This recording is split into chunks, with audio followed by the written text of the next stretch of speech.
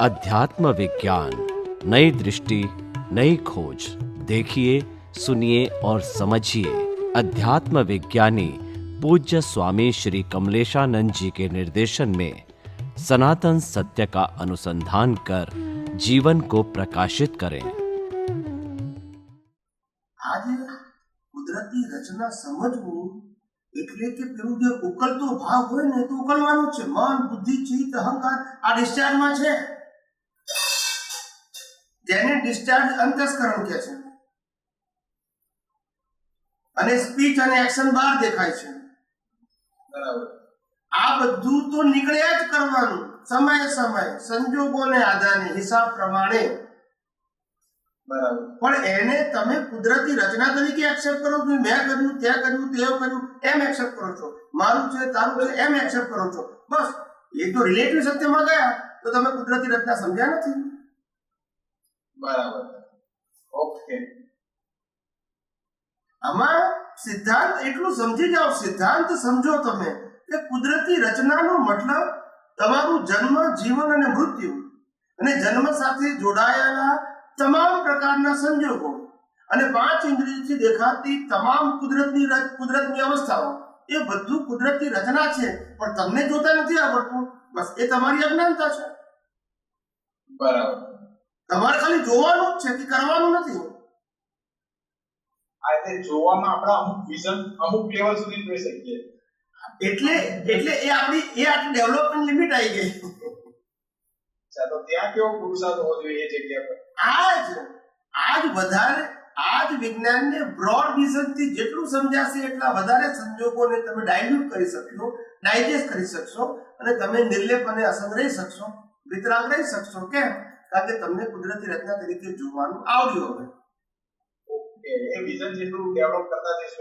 That's it. નથી દેખાતું means કોઈ જગ્યાએ તમારી બુદ્ધિ, અહંકાર, મન, ચિત્ત છે, એનો પ્રભાવ છે, એટલે એક્સેપ્ટ કરવા દેતું નથી. એ કુદરતી રચના છે કુદરતી. કોઈ પ્રશ્ન નથી આમાં. 100% એમ. આપણું લાઈફ નહીં, રામકૃષ્ણ મહાવીરનું પણ સમગ્ર જીવન જન્મથી મોત સુધી કુદરતી રચના હતું. આ વાત છે ને, મન, બુદ્ધિ, જીવ. હવે એ નથી દેખાતું એને સમજવું પડશે. એટલે એને જુદું દેખાવું પડશે. બરાબર. હા, એટલે જુદું તો છે જ, પણ જુદું દેખાતું નથી. એનું કારણ શું છે કે આપણે એના મય થઈ જઈએ છીએ. ધારો કે મનમાં એમ આવે કે આ વસ્તુ મારી છે, પછી બુદ્ધિ એનો સપોર્ટ આપે કે આ મારી છે ને મારો ભાઈ મને કેમ ના આપે. ચીજ ફોટા બતાવે બધા કે જો ભૂતકાળમાં આમ હતું, એને આવું કર્યું હતું, આમ હતું તો આવું કર્યું હતું, આમ હતું તો આવું કર્યું હતું. એટલે અહંકાર છે એમ કે આ બરાબર છે, આ વસ્તુ આપણી જ છે અને આપણે પાછી લેવાની છે, કોઈ પણ ભોગે. હવે આ આખી પ્રક્રિયા અંતસ્કરણમાં ચાલી. હવે આ અંતસ્કરણ ડિસ્ચાર્જ છે. કયું છે? ડિસ્ચાર્જ. એની ઉપર જે ચાર્જ અંતસ્કરણ છે, લાઈવ અંતસ્કરણ, એ એમ જ કે આ બધું જે આ પ્રોસેસ ચાલી એ કુદરતી રચના છે. પેલા સામે વાળાએ કર્યું તે કુદરતી રચના છે અને આ મનોવચન કાંઈ ભોગ્યું તે કુદરતી રચના છે. આમાં મને કોઈ ક્વેશ્ચન અને કમ્પ્લેન લાગતી નથી. તો વાત ઝીરો થઈ ગઈ. બસ ઓકે. તો તમે વિતરાગ થઈ ગયા અને ના સ્વીકાર્યું તો રાગ બેસશે. યસ. એમાં બહારની કોઈ ક્રિયાકાંડ કરવાની કે બદલવાની આવતી નથી. Yes. So the spiritual science is an art of vision. Yes. Not action. Yes. समझाયું? Okay. Yes. Complete. Okay. जय सच्चिदानंद. जय सच्चिदानंद. तेजसभाई पालिका. स्वामीजी. जय सच्चिदानंद. तेजस्वी पालिका भाई. जय सच्चिदानंद. हम तो अभी तो जवाब हमारा करते हुए मिल रहा था। स्वामी जी मार्च की सामूहिक सत्संग अपना मैं तो वो ये के बात करवाने के पहला अपना हमारा बैंक से जय भाई कभी है वो किधर हमारा सत्संग सामूहिक हमने बहुत बात की क्या मैं और सामूहिक तो नहीं था कि भाई पहला विषय सामूहिक तो मैं गिरा ना नहीं जाएगा है कौन ये मार्केट भाई धीरे धीरे तो ये भाव न आया तो बताए मन में चल रहा है कि लाइफ पर यार देखिए तो निशान भी तो समझे बापू जी जय सच्चिदानंद. स्वामी जी आज भाई हमें तो मुझे जवाब આવી ગયો પછી અત્યારે સંજોગો એવા છે કે ભાઈ અત્યારે ટેન્શન સામે સમજાય તો છે કે ભાઈ તો એક્ઝેક્ટ એટ ટાઈમ ન રહે કે ભાઈ કુદરત આપણે જોઈ ન શકીએ કુદરતી રચના છે એ રીતે સંજોગો એ રીતના આવી જાય તો આ બધું ચાલ્યા કરે અંદર એમ કે ઘરની પરિસ્થિતિ એવી રીતના જોબની તો આ અંદર બધું ચાલતું તો એમ કહી શકાય કે હજી આ ઉપયોગ કરતો નથી કે સમજાણું નથી વિજ્ઞાન તેનું ઉપયોગમાં નથી આપણે એવું કહી શકાય. ના ના, મેં હમણાં જ વાત કરી તમને કે મન, બુદ્ધિ, ચિત્ત, અહંકાર તો એનું કામ કર્યા કરવાનું છે, અને વાણી અને એક્શન એ પણ એનું કામ કર્યા જ કરવાનું છે. આપણે કેટલું એને છૂટા રહીને જોઈ શકીએ છીએ કુદરતી રચના તરીકે, એ જ આપણું ડેવલપમેન્ટ છે. મન, વચન, કાયાને અથવા બુદ્ધિ, ચિત્ત, અહંકારને બદલવું એ આપણો વિષય નથી. ને આખું જગત એને બદલવા જઈને મહેનત કરે છે, સફળ થાય ત્યારે આનંદ થાય છે, સફળતા નથી પડતા ડિપ્રેશન આવે છે. પણ આ આનંદ અને ડિપ્રેશન એ બંને અજ્ઞાનતાના ભાગ છે. સફળતા એ પણ અજ્ઞાનતાનો ભાગ છે, નિષ્ફળતા એ પણ અજ્ઞાનતાનો ભાગ છે. ડિસ્ચાર્જ જ છે, પણ એ માને છે એવી રીતે ને, માને છે એવી રીતે ને. એટલે પેલું ભોગો એવી રીતના આવી જાય કે ભાઈ શું થશે એવું કે આપ જે કહો છો કે ભાઈ જન્મથી મોત સુધીનો જે ફિક્સ છે પેકેજ તો એમાં ક્યાં વિચારવાનું છતાંય કે કુદરતી રીતના આ બધું ન ઉપયોગ ન હોય એ માટે આ બધું ચાલતું હોય. પાછલા અભ્યાસને કારણે એકદમ કુદરતી રચના તરીકે સ્વીકારવા ના દે આપણી બુદ્ધિ એ બની શકે. પણ આપણે તો હવે આ જગતનું સનાતન સત્ય જે આપણને સમજાયું છે એ જ દ્રષ્ટિથી આપણે મન, વચન, કાયાના સંજોગોને જોવા છે. That's it. ડિસ્ચાર્જ બુદ્ધિ માને યા ના પણ માને, કારણ કે ડિસ્ચાર્જ બુદ્ધિનો મતલબ જ એ કે એનો અંત આવવાનો છે, એનું નામ ડિસ્ચાર્જ. બરાબર છે. હવે આપણે જો સ્થિર રહીશું, આપણે અત્યારે આપણે આ જે આધ્યાત્મ વિજ્ઞાનની દ્રષ્ટિ પ્રાપ્તિ એમાં સ્થિર રહીશું તો ડિસ્ચાર્જ વાળી બુદ્ધિનો તો એન્ડ આવવાનો જ છે. તમે નહીં લાવો તોય આવવાનો છે, કારણ કે લાઈફ લઈને આવ્યું છે એનું. તમારી સ્થિરતા જોઈએ આ વિજ્ઞાનમાં તો પેલું તો આગળવાનું જ છે. પણ તમે જો હાલી જાઓ અને પેલી ડિસ્ચાર્જ વાળા જોઈન થઈ જાઓ તો પછી તમે જવાબદાર થઈ જાઓ. સમજાયું? તો બહુ જ એવા છે એકદમ એવું છે કે બધા હવે છૂટવું છે એકદમ હૃદયથી પેલું છે કે હવે આ બધું વિનાશી નથી જોતું કાંઈ. તો સંજોગો એવા આવી જાય ને તો પેલા એમાં થઈ જાય છે. બરાબર. બાકી તો બહુ જ છે પેલું કહેવાય ના કહેવાય કાંઈ પણ હવે વિનાશી નથી જોતું કાંઈ. હવે છૂટવા જવાનું ક્યાંય પડવા જેવું નથી હવે. એટલે એટલા માટે આ જગતનો સાર કાઢવો એનો મતલબ જ ને, સાર કાઢવાનો મતલબ શું થઈ ગયો કે આ જગત શૂન્ય છે તો જ તમે પૂર્ણતાની અનુભૂતિ કરી શકશો. જ્યાં સુધી જગતની વેલ્યુ લાગશે તો તમને આત્માનો અનુભવ કેવી રીતે થશે? કારણ કે આત્મા પૂર્ણ છે, જગત શૂન્ય છે. શૂન્ય એટલે તમારું હતું નહીં, છે નહીં ને થવાનું નથી. ઇવન તો આ શરીર પણ તમારું થવાનું નથી તો બીજું તમારું શું થવાનું છે? પણ જ્યાં સુધી આપણને મોહ છે ત્યાં સુધી તો આ જગતમાં ભટકવું જ પડશે. ને મોહ કાઢવા માટે તો આ કુદરતી રચનાને કુદરતી રચના તરીકે જોવાનું કહીએ છીએ આપણે. તો આપણે જે ત્યાગ કરવાનું કહેતા નથી કશું. સમજાયું ને? Okay okay. પુણ્ય છે સ્વામી કેવા ભેગા થયા છો ને તમે તો? આ તો લાખો અવતારની પુણ્ય હોય ત્યારે આ વિજ્ઞાન સાંભળવા મળે, નહીંતર આ મળે જ નહીં. આ કળિયુગમાં હોતું જ નથી. આ તો અપવાદ છે. એમ કહું છું કે આ મળતું જ નથી. ક્યાંય હવે એટલું આમ પેલું થાય ને કોઈ દિવસ ક્યાં આવું સાંભળ્યું નથી એમ. અને કોઈ પણ સંજોગો આવી જાય એવું બની જાય કાર્ય તો પછી તો એમ થાય કે નહીં ભાઈ હમણાં જે તમે કીધું કેમ કે ભાઈ સાંભળવા નિમિત્ત છે, નિર્દોષ છે, એમાં આ પણ નિમિત્ત ને નિર્દોષ છે. જી તો બહુ જ જબરદસ્ત છે. બરાબર. આ તો ક્યાંય નથી સાંભળવાનું છે. Okay okay. તમે ધ્યાન રાખજો, સાચવજો, સાથે રહેજો. જય સચ્ચિદાનંદ. स्वामी जो भाव बनता है, भाव के आधार पर कर्म त्याग होता है। भाव 3 चीजों पर प्रभावित होता है हमारा।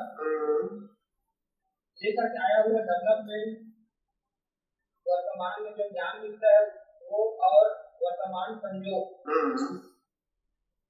तो इसमें किसका परसेंटेज कितना होता है स्वामी जी? जिसका वेटेज ज्यादा होता है उसका थोड़ा प्रकाश चाहते हैं। वो तो डिपेंड होता है। कभी डेवलपमेंट का प्रभाव होता है, कभी वर्तमान संयोग का प्रभाव होता है, कभी वर्तमान ज्ञान क्या होता है, वो ऐसा फिक्स नहीं होता है। जैसे जैसे आपको विज्ञान मिला है और आपका डेवलपमेंट लेकर आए हैं और संजोग भी है, मगर ये विज्ञान समझ में आया है तो विज्ञान का प्रभाव ज्यादा रहेगा। कभी अज्ञान होता है तो संजोगों का प्रभाव ज्यादा रहता है। कभी अज्ञान भी है हमारे पास और वर्तमान में ज्ञान भी इतना पावरफुल नहीं है, तो हमारा डेवलपमेंट का प्रभाव रहेगा। डेवलपमेंट के आधार से हमको सब मालूम हो जाएगा। आज का संजोग के आधार से नहीं, लेकर आए वो डेवलपमेंट से। तो ऐसा तीनों में से कोई भी व्यक्ति का, कोई भी अवस्था का प्रभाव तीनों में से एक का हो सकता है, मगर वो संजोग के ऊपर आधारित है।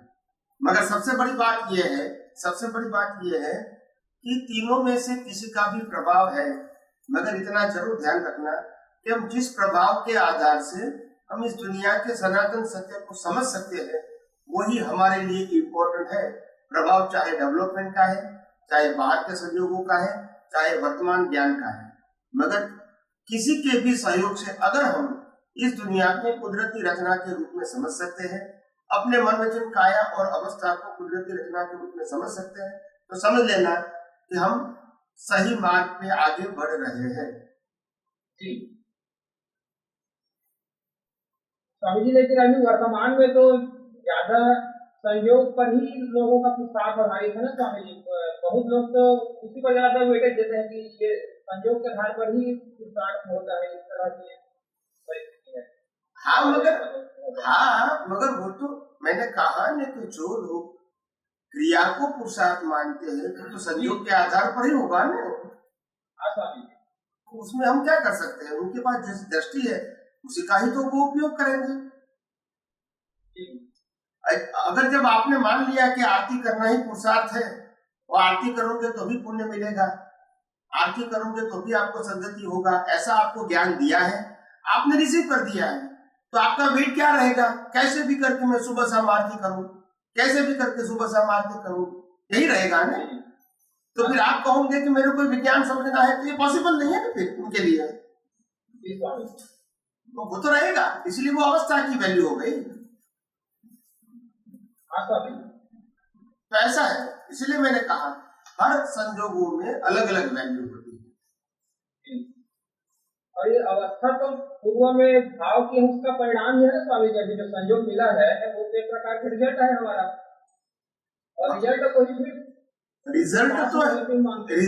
तो है, मगर रिजल्ट को रिजल्ट समझते नहीं, इसी को तो अज्ञान कहते हैं।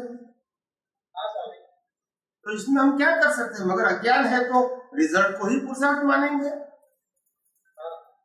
आज विश्व के सभी धर्म परिणाम को ही पुरुषार्थ मानते हैं और मनवाते हैं। आप समझे ना? तो सभी लोगों का इतना डेवलपमेंट और पुण्य नहीं होता है आध्यात्मिक लेवल का कि उनको ये आध्यात्मिक विज्ञान उनको सुनना या तो समझना मिले। ये सबके बस की बात नहीं है और मेरे बस की बात भी नहीं है, क्योंकि संयोग देने वाली कुदरत है, मैं नहीं हूं। मेरे को कुदरत जो संयोग देती है उसको मैं विज्ञान को समझाने की कोशिश करता हूँ, मगर संयोग देना वो कुदरत का काम है, मेरा काम नहीं है। आज इतने सारे लोग इकट्ठे हैं, इतने सारे लोग जुड़ते हैं, तो मैं तो किसी को बोलता नहीं हूँ, लोग अपने आप जुड़ते हैं। तो जितना पुण्य होगा वो जुड़ेगा, जिसका पुण्य नहीं होगा, डेवलपमेंट नहीं होगा, संजोग नहीं लाए होंगे तो वो नहीं जुड़ेंगे। सबका उदय करना है, इसमें हम कुछ नहीं कर सकते हैं।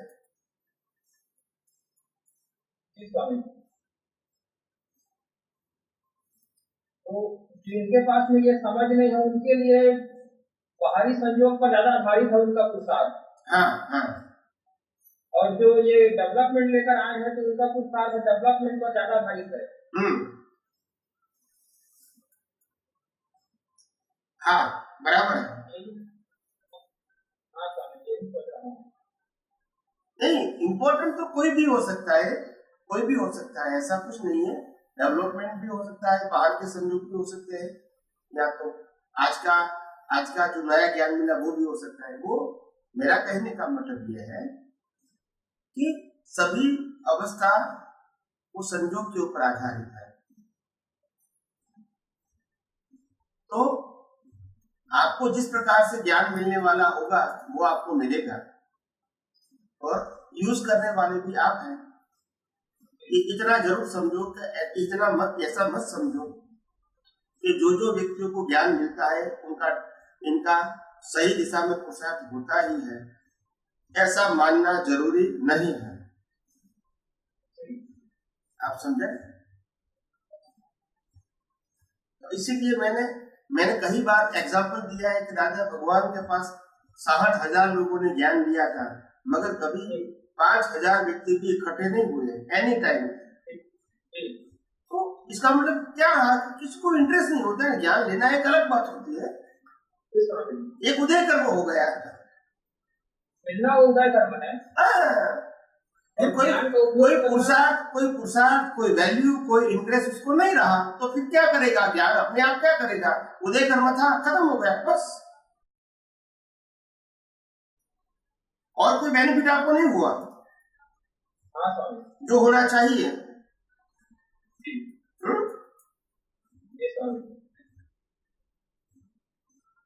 ये इंटरेस्ट किस आधार पर बढ़ता है स्वामी जी? इसका इंटरेस्ट तब बढ़ता है जब आपको कोई भी चीज की वैल्यू समझ में आएगी तो ही इंटरेस्ट बढ़ेगा, नहीं तो नहीं बढ़ेगा। वैल्यू पहले समझ में आनी चाहिए, नहीं तो इंटरेस्ट कैसे बढ़ेगा? हाँ, वैल्यू पर आधारित है। हाँ, वैल्यू समझ में नहीं आती है लोगों को। तो इसका क्या कारण है कि हम आत्मा का वैल्यू नहीं करते हैं और विनाशी चीज का ज्यादा वैल्यू करते हैं? इसका क्या वजह है स्वामी जी? क्योंकि हमारी दृष्टि आज भी रिलेटिव सत्य के ऊपर है या तो श्रद्धा के ऊपर है, सिद्धांतों के ऊपर नहीं है। तो इसीलिए तो पजल रहेगा।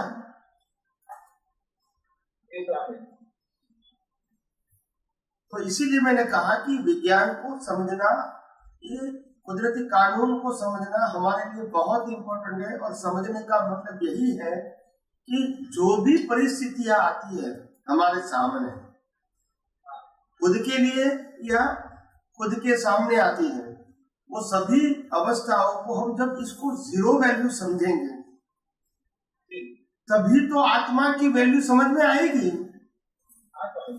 जब आप संसार की रिलेटिव सत्य की वैल्यू करते रहोगे तो आत्मा की वैल्यू कैसे समझ में आएगी?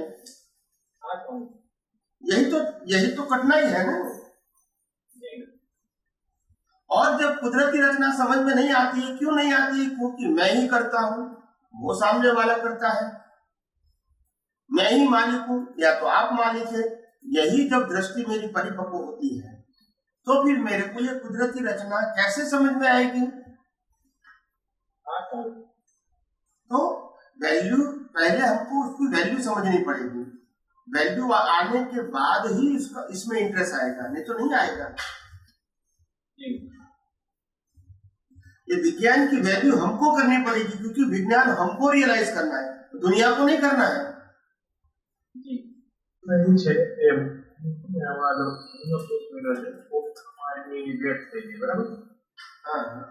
પછી મને એમ લાગ્યું કે અમે શું છે એ સમયમાં અમે એ પછી તો અમારા ઘરમાં બધા ગયું તો અમે એક કલાક સિંચી લેતા, એક કલાક નૌકાર મંત્ર અને માતાજીની બહુ એની આસ્થા હતા, માતાજીના અખંડ દીવા ચાલુ હતા, પણ એને બીજું કેમ એને બહુ એવો અફસોસ થયો કે આટલી ભક્તિ કરવા છતાં રાત દિવસ ભગવાન 21 દિવસ અમે દવાખાનામાં રહ્યા ને કે આખો દેશમાં અમદાવાદમાં તો અમે એટલું કે આવું કેમ બની ગયું, આટલી ભક્તિ કરવા છતાં? એટલે બને એવું કઈ ના બને। આ તો શું છે, ભક્તિ એ જુદી વસ્તુ છે અને આયુષ્ય કર્મ એ જુદી વસ્તુ છે। સારું કામ કરનારનો અંત ના આવે એવું થોડું છે? એવું તો નથી। રામકૃષ્ણ મહાવીરનો અંત ના આવ્યો એટલે ખરાબ કરતા હતા એટલે આવ્યો? એવું તો નથી। તો પછી એવું કઈ રીતે માની શકીએ આપણે? આપણે સ્વામી વિવેકાનંદ નાની ઉંમરે એક્સપાયર થઈ ગયા, લેસ ધેન 40। પછી આપણા શ્રીમદ રાજચંદ્ર 34 વર્ષે એક્સપાયર થઈ ગયા। પછી આપણા શંકરાચાર્યજી, આદ્ય શંકરાચાર્યજી એ પણ 40 વર્ષથી ઓછી ઉંમરમાં એક્સપાયર થઈ ગયા। હજી એના ઇન્ટરવ્યુ બની જતું છે. દરેકનું આયુષ્ય કર્મ એમ સારું ખરાબ તો જુદી વસ્તુ છે, પણ આયુષ્ય કર્મ હોય ને આયુષ્ય કર્મ પ્રમાણે જીવે ને એમ કહું છું.